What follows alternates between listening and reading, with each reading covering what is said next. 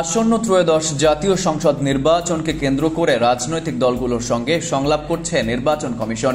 এরই ধারাবাহিকতায় আজ রাজধানীর আগারগাঁওয়ে নির্বাচন ভবনের সম্মেলন কক্ষে বিএনপি, জামায়াত ও এনসিপি সহ 12 দলের নেতাকর্মীদের সঙ্গে সংলাপে বসছে ইসি।